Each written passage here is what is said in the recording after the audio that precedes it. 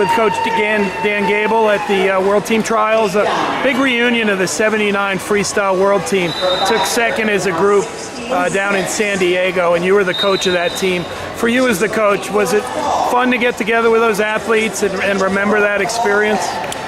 Well, I'll tell you, '79's quite a while ago, but the impact of that team with 7 medals, I believe, is probably unprecedented. And just the fact that when you look at that team, they're pretty much still intact.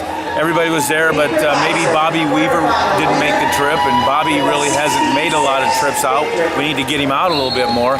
But no, it was really good to see these guys. And most of them have stayed in wrestling and are doing pretty well and contributing back. But that team had a pretty good impact on the people, has had a really pretty good impact on the sport of amateur wrestling.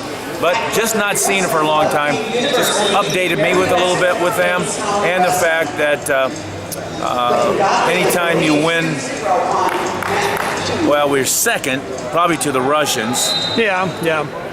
I'm not happy about that, but you know what? The Russians have been first so many times, it's good to get that close.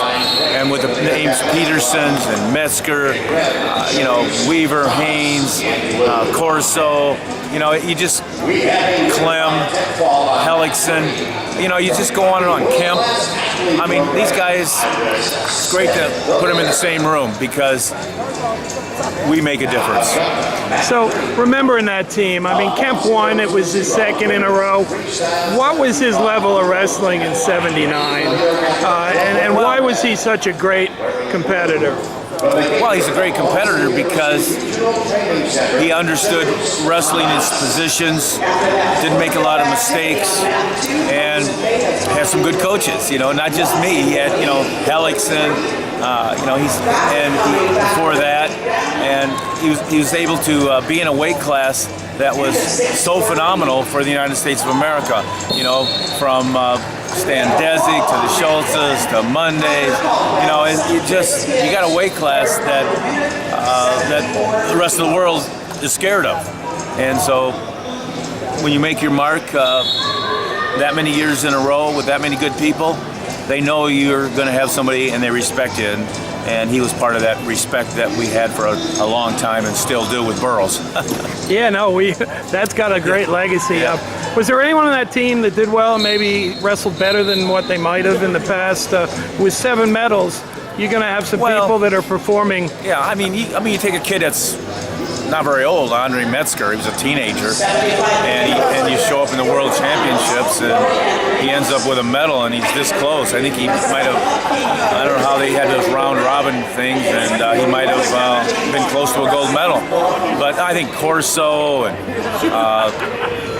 we had, of course, a marked man in John Peterson was already a gold medalist and so medalist in the Olympics, but he hadn't done so well in the Worlds, and he ended up being a silver medalist there. And again, I think he might beat the guy that won it and lost to the guy that maybe placed third or whatever. But no, I think everybody did a pretty good job. It was just one of those jobs that nobody didn't go there and do a good job. And that was in a high school gym, had both styles, freestyle and Greco-Roman in San Diego, and it was a good group to work with.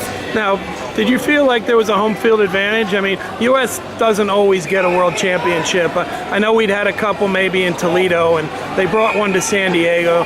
Did the team like wrestling at home? You know how tough it is sometimes overseas. Yeah, I think we trained in California, probably at one of the Olympic training centers up there, and didn't really have very far to go to be able to travel. So all that stuff, everything was good. All the rest of the countries kind of make a big deal out of going certain places, and they kind of maybe they're not on their best form, and you should be, but you're not. You kind of give the home team a little bit of an advantage. I don't know why you should, but it happens, and we had a pretty good crowd. We had a pretty good crowd, and and had a lot to root for, and a lot of reasons to win on our home soil. So you were talking about how these guys made an impact on wrestling. The next year was the boycott. So this team really didn't get its shot at the Olympics, or at least the ones that wrestled in '79. Some of them did, some of them didn't. Well, Camp obviously didn't.